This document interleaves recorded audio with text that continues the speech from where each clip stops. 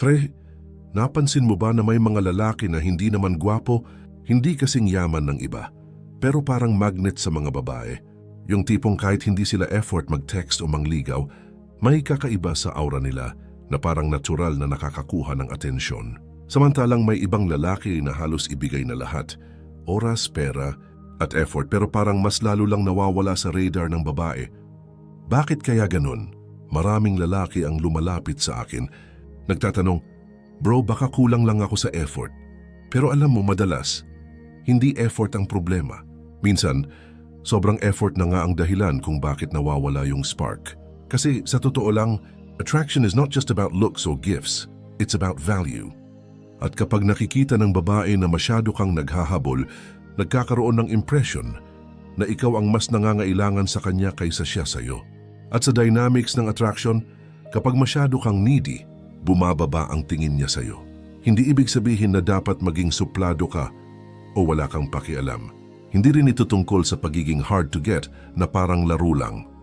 Ang totoo, ang mga babaeng may mataas na value ay natural na naa-attract sa mga lalaking may sariling buhay, may self-respect, at hindi nakadepende sa kanila para maramdaman ang self-worth. Ngayong video, pag-uusapan natin ang 5 dahilan kung bakit mas naa-attract ang babae sa lalaking hindi naghahabol. Hindi ito para magpa-cool lang o magpa-impress. Ito ay para maunawaan mo ang psychology sa likod ng attraction at para ma-apply mo sa tunay na buhay nang hindi ka nagpe-pretend na ibang tao. Unang rason, may halaga ang presensya mo. Pre, sa mundo ng attraction, isa sa pinaka-powerful na bagay na pwedeng magkaroon ang isang lalaki ay value at isang malinaw na paraan para maipakita ang value mo ay sa pamamagitan ng kung paano mo ginagawang special ang presensya mo. Ganito kasi yon, kapag hindi ka laging available, hindi ibig sabihin na wala kang pake. Ibig sabihin lang na may sarili kang buhay, may sarili kang priorities, at hindi ka basta-basta pwedeng tawagin lang anytime na parang naka-standby ka para sa kanya. At para sa babae, yun ang senyales ng isang lalaking alam ang worth niya. Isipin mo to, may 2 lalaki na pareho niyang nakikilala. Yung isa kahit anong oras siya mag-text, reply agad. Kahit 2 AM pa yan, game agad sumagot o sumama. Lahat ng plano niya ina-adjust para makasama si girl. Yung isa naman maayos mag-reply pero hindi laging online. May mga oras na sasabihin niya, busy ako ngayon pero kita tayo bukas. Kapag nagkita sila, present siya, pero hindi 24/7 available. Alin sa tingin mo ang mas magtatagal sa isip ng babae? Malaki ang chance na yung pangalawa kasi hindi siya overexposed. Kapag lagi kang andyan, nawawala yung sense of excitement. Parang favorite mong dessert. Kung araw-araw mo siyang kinakain, kahit gaano kasarap, darating yung araw na mababawasan yung thrill. Pero kung paminsan-minsan lang, mas nai-excite ka. Ganon din sa presensya mo bilang lalaki. The psychology behind this. Sa utak natin, may tinatawag na scarcity principle. Kapag bihira o mahirap makuha ang isang bagay, mas tumataas ang perceived value nito. Hindi dahil gusto mong maging mahirap abutin, kundi dahil natural na hindi ka lagi available, nagmumukha kang mas valuable. Ito rin ang dahilan kung bakit nakikita ng babae na may depth ka. Kung laging ikaw ang nauuna sa lahat ng bagay, minsan naiisip niya, ito na ba lahat ng ginagawa niya sa buhay? Pero kung minsan ay busy ka sa trabaho, sa passion projects mo o sa hobbies mo, makikita niya na ikaw ay isang taong may direksyon at hindi lang umiikot sa kanya ang mundo mo. Pero bro, take note, hindi ito tungkol sa pagiging ghoster o cold. Hindi ka mawawala lang para magpa-miss. Ang ibig sabihin nito, natural na binibigyan mo ng priority ang sarili mong growth. Halimbawa, kung may commitment ka sa work o fitness routine mo, hindi mo ito basta-basta sisirain para lang mag-adjust sa kanya. Kapag ganito ka, mas nakikita ng babae na kaya mong pangalagaan ang sarili mo. At yun ang isang katangian na gusto nila sa long-term partner. At ito ang magandang side effect. Kapag nagkikita kayo, mas meaningful yung moments. Dahil hindi kayo laging magkasama, mas na-appreciate niya yung oras niyo together. At yun, pre, ay mas malakas pa sa kahit anong sweet message na kaya mong ipadala araw-araw. Pangalawang rason, mas nagiging misteryoso ka. Pre, isa sa pinakamalakas na driver ng attraction ay mystery. Hindi ko sinasabi na dapat ka magtago ng mga sikreto na parang spy movie. pero iba yung impact kapag hindi alam ng babae ang lahat tungkol sa'yo sa unang linggo o unang buwan. Isipin mo ganito. Kapag may pelikula kang pinapanood na na-spoil na lahat ng twist, nawawala yung thrill. Ganon din sa tao. Kung lahat ng bagay tungkol sa'yo ay nailatag mo na agad yung mga sikreto mo, mga routine mo, mga insecurities mo, wala nang mai-explore yung babae. Ang mga lalaking hindi naghahabol, natural na nagiging mysterious kasi hindi nila minamadaling ibuhos lahat ng impormasyon. Hindi ito dahil nagmamatigas, kundi kasi busy sila sa sariling buhay. May mga bagay silang ginagawa na hindi umiikot lang sa babae. At kapag ganoon may natural gap na lumalabas, at yung gap na yon ang gustong punuan ng babae sa pamamagitan ng pag-usisa. Psychologically, ito tinatawag na information gap theory. Kapag may kaunting hindi alam ang isang tao tungkol sa'yo, mas nagiging curious siya at kapag curious siya, mas madalas kanyang iisipin. Kaya imbes na ikaw ang laging nagme-message, hayaan mong siya ang magtanong, saan ka busy lately? O ano ginagawa mo kahapon? Pero tandaan pre, hindi ito pagiging pa-hard to get para lang magpa-impress. Dapat totoo yung life mo, may goals ka, may hobbies ka, at may ibang bagay kang pinapahalagahan bukod sa relasyon. Kasi kung wala ka talagang ginagawa at nagpapanggap ka lang na busy, eventually mahahalata yun. Maganda pa dito, kapag may mga kwento ka na binibitawan mo lang paminsan-minsan, mas tumitindi ang epekto. Halimbawa, bigla mong nabanggit na may hiking trip ka next week o kaya may sideline project ka, napapaisip siya, ay interesting pala siya, may buhay siya na hindi ako kasama. At pre, yun ang isa sa pinaka-attractive na bagay para sa babae, yung makita niyang hindi siya ang tanging source ng kasiyahan mo. Pangatlong rason, mas malakas ang dating ng kumpiyansa mo. Pre, aminin natin confidence is king at madalas, hindi ito nakikita sa damit mo, sa kotse mo, o sa laki ng katawan mo. Nakikita ito sa kung paano ka magdala ng sarili mo.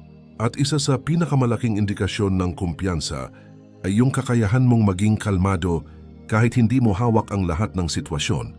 Kapag hindi ka naghahabol sa babae, nagpapakita ka ng tiwala sa sarili.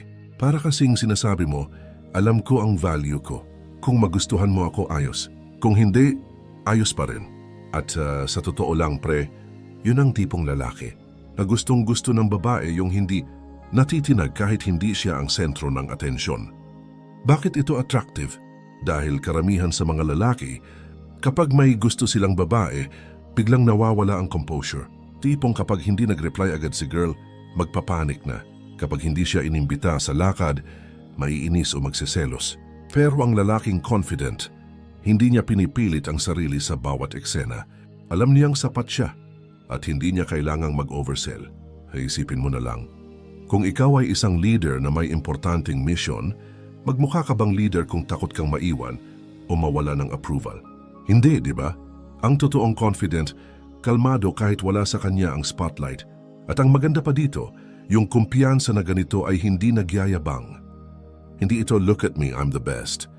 Mas subtle siya nasa tono ng boses mo, sa relax mong kilos, sa paraan ng pakikipag-usap. Halimbawa kapag nagkita kayo, hindi ka kinakabahan na may awkward silence. Alam mo kung paano mag-handle ng usapan. Pero hindi mo rin kailangang punuin ng salita yung bawat segundo. Real talk pre. Kapag hindi ka masyadong naghahabol, binibigyan mo ang sarili mo ng pagkakataon na magpakita ng tunay na confidence. Hindi dahil wala kang pake, kundi dahil alam mo na ang attraction ay hindi galing sa pangungulit, kundi sa kung paano ka nagdadala ng sarili mo. At tandaan mo, confidence is contagious. Kapag ramdam ng babae na secure ka sa sarili mo, mas naiengganyo siyang makasama ka. Kasi ang mga tao, lalo na ang babae, natural na naa-attract sa taong nagbibigay ng feeling ng stability at security at yon, pre ay hindi makukuha sa isang lalaking sobrang habol ng habol. Pang-apat na rason, nagkakaroon siya ng respeto sa iyo. Pre, isa sa pinaka-underrated pero pinakamahalagang bahagi ng attraction ay respeto. O pwedeng magustuhan ka ng babae sa itsura mo o sa karisma mo, pero kung wala siyang respeto sa iyo bilang tao, mabilis ding mawawala yung interest niya. Kapag hindi ka naghahabol, mas may chance na makuha mo yung respeto na yun. Bakit? Kasi ipinapakita mo na may boundaries ka, may standards ka, at hindi mo ibibigay lahat ng oras at atensyon mo kung hindi rin siya willing magbigay ng effort pabalik. Ganito kasi yon. May mga lalaki na sa sobrang gusto nilang makuha ang isang babae, nakakalimutan na nila yung sariling prinsipyo. Kahit hindi sila komportable sa isang bagay, sige lang. Kahit nilalapastangan na yung oras at energy nila, wala lang. Ang resulta, nawawala yung respeto ng babae kasi nakikita niya na kaya kanyang paikutin kahit kailan niya gusto. Pero iba kapag marunong kang maglagay ng limit. Halimbawa, kung busy ka sa trabaho at hindi ka agad makakasama, hindi mo pipilitin ang sarili mo na iwan lahat para lang sa kanya. Kung may sinabi siya na medyo nakakainsulto, hindi ka tatahimik lang maglalagay ka ng maayos, pero malinaw na boundary. Sa ganitong paraan, pinapakita mo na hindi ka lang basta umaasa sa atensyon niya para ma-validate ang sarili mo. At pre, ito yung type ng lalaking hindi lang cute sa paningin ng babae, kundi serious yung tipong worth ng long-term investment. Psychology side nito. Kapag may babae na nakikita na may sariling prinsipyo at standards ang isang lalaki, natural siyang nag-a-adjust para mag-meet doon. Kapag nakikita niyang hindi ka basta-basta napapaikot, mas lumalalim yung respeto niya at ang respeto kadalasan nauuwi sa mas malakas na attraction. Tandaan mo pre, kung gusto mong tumagal ang attraction, hindi sapat na magustuhan ka lang. Kailangan maramdaman niyang ikaw ay isang taong hindi niya kayang baliwalain at madalas nakukuha mo yan hindi sa kakahabol, kundi sa pagpapakita na may sarili kang halaga at kaya mo siyang mahalin nang hindi nawawala ang pagmamahal mo sa sarili. Panglimang rason, mas nagiging natural ang relasyon. Pre, kapag hindi ka naghahabol, mas nagiging balanse at totoo ang interaction niyo. Walang pressure, walang sapilitan, at mas organic yung pag-develop ng connection. Ito yung tipo ng relasyon na hindi parang transaction, na kapag nagbigay ka ng effort, dapat may kapalit agad. Ganito kasi yon, kapag sobrang habol ng isang lalaki, nagkakaroon ng imbalance. Parang laging nasa kanya yung responsibilidad na panatilihing buhay ang usapan, magplano ng lahat ng lakad, at mag-initiate ng lahat ng moves. Ang nangyayari, yung babae nagiging passive lang at sanayan yan kapag nasanay siya na ikaw lang ang laging gumagawa ng paraan, darating yung punto na mawawala yung thrill sa kanya. Pero kapag hindi ka sobrang habol, nagkakaroon siya ng space para mag-invest din. Minsan siya naman yung magte-text muna. Siya yung magyaya o siya yung maglalabas ng effort para makita ka. At pag nangyari yon, mas magiging equal yung dynamic. Psychology side nito. Ang attraction ay mas tumitibay kapag pareho kayong nag-i-invest hindi lang sa oras, kundi pati sa emosyon. Kapag naramdaman ng babae na hindi mo siya tinatrato na parang trophy, na kailangan mong makuha sa lahat ng paraan, mas magiging relaxed siya. At doon, mas magiging genuine ang interaction ninyo. Sa ganitong setup, hindi mo na kailangang magpanggap o mag-overthink ng mga susunod mong galaw. Wala kang iniisip na, kailangan kong gawin ito para magustuhan niya ako. Ang mindset mo magiging, ito ako, ito yung buhay ko. At kung gusto mo sumama, welcome ka. At yon pre, ay napaka-attractive sa babae dahil wala kang hidden agenda, wala kang energy ng pangungulit o pressure. Real talk. Mas healthy ang relasyon kapag parehong nag-i-effort at parehong may buhay sa labas nito. Kapag hindi ka naghahabol, binibigyan mo siya ng pagkakataon na makita ang tunay na ikaw, hindi yung version mo na gumagawa lang ng lahat para ma-please siya. At kapag nakita niya na kaya mong maging masaya kahit wala siya, mas gugustuhin niyang maging parte ng buhay mo. So ayun pre, napag-usapan natin yung 5 dahilan kung bakit mas na-attract ang babae sa lalaking hindi naghahabol. 1, 2, may nahalaga ang presensya mo. Hindi ka laging available, kaya mas hinahanap ka niya. 2, mas nagiging misteryoso. May mga bagay sa'yo na unti-unti lang niyang nadidiskubre. 3, mas malakas ang dating ng kumpiyansa mo. Ramdam niya na hindi mo kailangan ng validation para maging buo. At 4, nagkakaroon siya ng respeto sa'yo. May boundaries ka at hindi ka nagpapagamit. 5, mas nagiging natural ang relasyon. Walang pressure, mas balanse at genuine ang connection. Kung mapapansin mo, lahat ng yan ay hindi tungkol sa pagiging suplado o cold. Hindi rin ito tungkol sa pagmamataas. Lahat ng yan ay tungkol sa pagpapahalaga sa sarili. Kapag marunong kang magbigay ng value sa sarili mo, natural na mas gagaan ang loob ng ibang tao sa'yo, lalo na ang babae. Kaya kung may babaeng gusto ka ngayon, tandaan mo, hindi mo kailangang ibigay lahat sa unang linggo. Hindi mo kailangang ipilit ang sarili mo sa bawat oras at pagkakataon. Mag-focus ka muna sa sarili mong goals, passion at growth. Kapag ganun ang mindset mo, kahit hindi mo pilitin, lalapit at lalapit ang mga tamang tao sa buhay mo. Kung nagustuhan mo itong video na parang tropa lang na nagbibigay ng totoong payo, like mo na to, mag-subscribe ka para sa mas marami pang ganitong content at i-share mo sa kaibigan mong laging napapagod sa kakahabol. Malay mo, ito na yung video na magpaparealize sa kanya ng totoong laro ng attraction.